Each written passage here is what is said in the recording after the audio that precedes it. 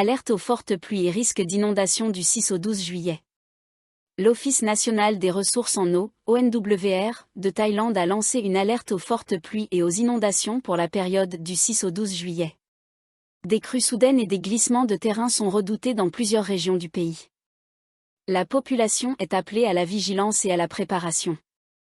Le samedi 5 juillet, l'ONWR a publié l'alerte numéro 10/2025, avertissant que d'importantes précipitations voire des pluies très fortes pourraient provoquer des ruissellements, des crues éclairs et des glissements de terrain à grande échelle.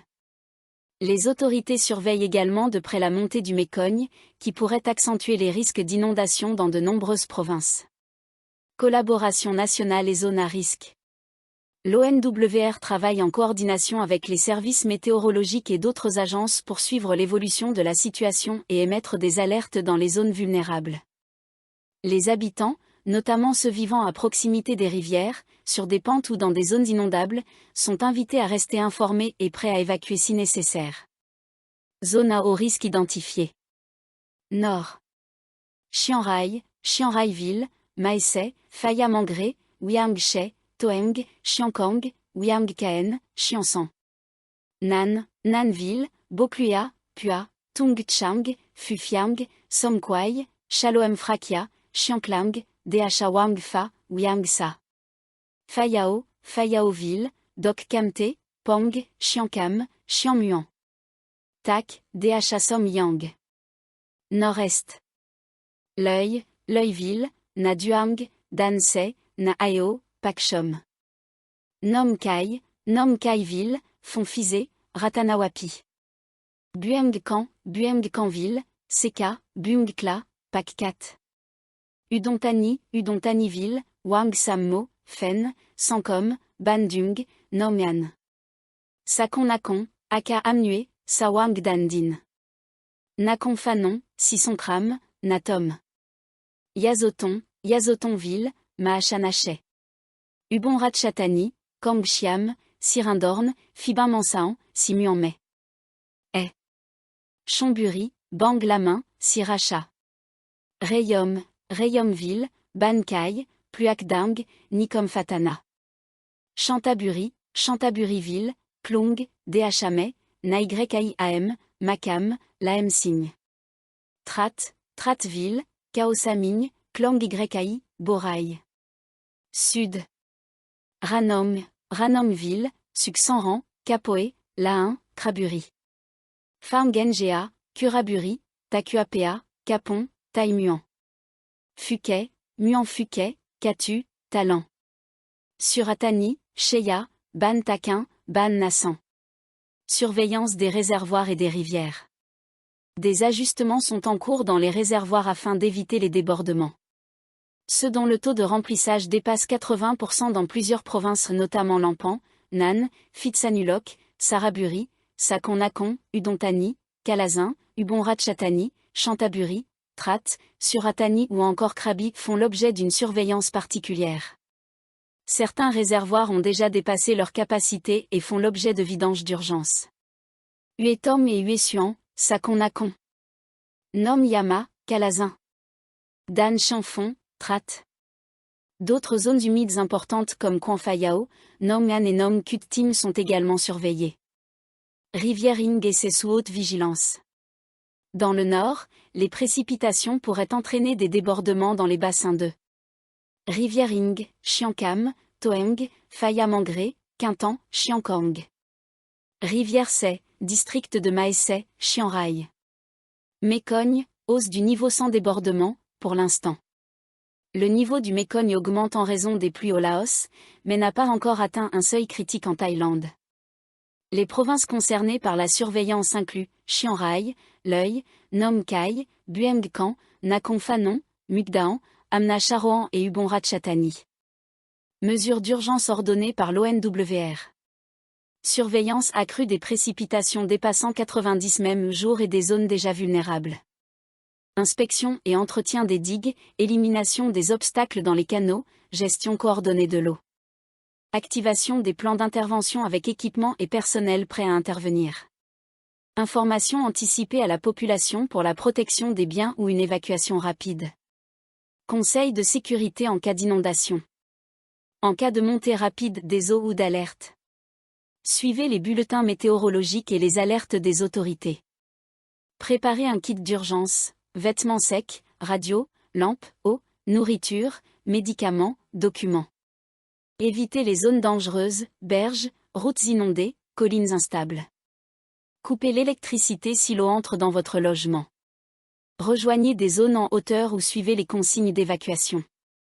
N'entrez pas dans l'eau, 30 cm peuvent suffire à emporter un véhicule.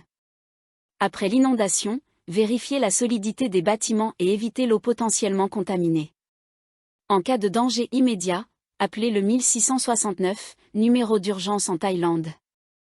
Cambodge-Thaïlande, Phnom Penh réaffirme sa position face aux tensions frontalières croissantes.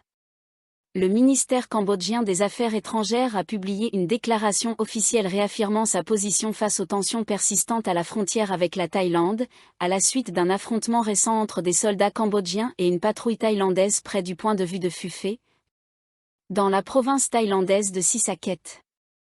La déclaration revient en détail sur l'incident du 28 mai à Chong Bok, au cours duquel le Cambodge accuse les forces thaïlandaises d'avoir franchi illégalement la frontière et ouvert le feu sur des positions militaires cambodgiennes, causant la mort d'un soldat cambodgien. Malgré cette attaque présumée, Phnom Penh souligne avoir fait preuve de retenue et adopté des mesures responsables afin d'éviter une escalade. Cependant, les tensions se sont accrues, notamment après des rapports faisant état d'un renforcement militaire côté thaïlandais. En réponse, le Cambodge indique avoir pris les mesures de légitime défense jugées nécessaires pour contrer toute incursion supplémentaire.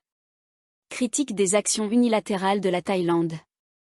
La déclaration cambodgienne critique également plusieurs actions unilatérales de la Thaïlande jugées provocatrices, fermeture de points de passage sans concertation, creusement de tranchées en zone disputée, et menace de couper l'électricité, l'Internet et les approvisionnements en carburant.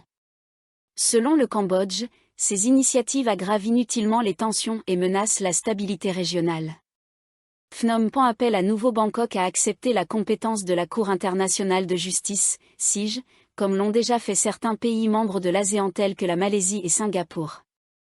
Le Cambodge estime que cette démarche serait une preuve concrète de respect des obligations internationales prévues par la Charte des Nations Unies, et témoignerait d'une volonté sincère de résoudre les différends de manière pacifique, équitable et durable. Appel au dialogue et à la paix. Tout en réaffirmant son attachement au règlement pacifique des différends, le Cambodge insiste sur sa détermination à défendre sa souveraineté et son intégrité territoriale. Le communiqué exprime l'espoir de voir un jour cette zone frontalière se transformer en espace de paix, de coopération et de développement partagé, au bénéfice mutuel des deux peuples.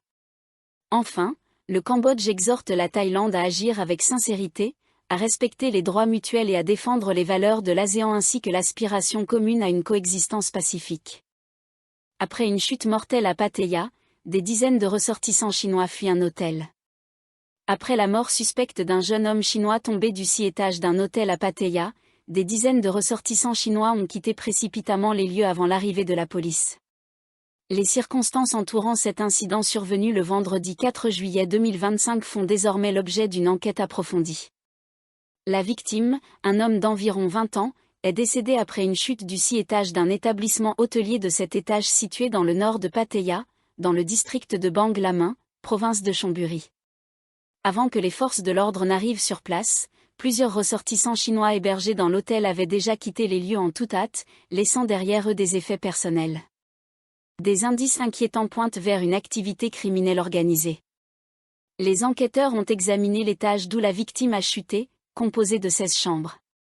De nombreux indices ont été découverts, connexions informatiques encore actives, bureaux improvisés, téléphones portables abandonnés.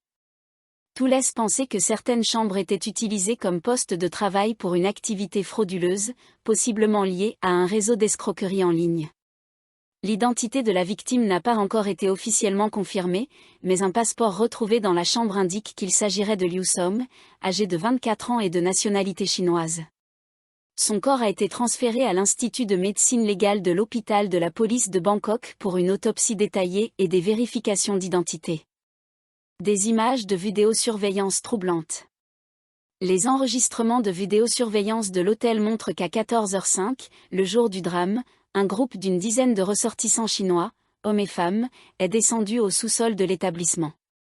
Visiblement paniqués, ils ont embarqué en urgence des valises, des sacs à dos et du matériel informatique dans plusieurs berlines et SUV, avant de prendre la fuite. La police à la recherche des fuyards. L'équipe d'enquête de la police de Pattaya travaille activement pour retrouver les membres du groupe ayant quitté l'hôtel. Ces individus sont considérés comme des témoins clés dans la tentative d'élucider les circonstances de la mort de Liu Song et de déterminer si un réseau criminel organisé était impliqué.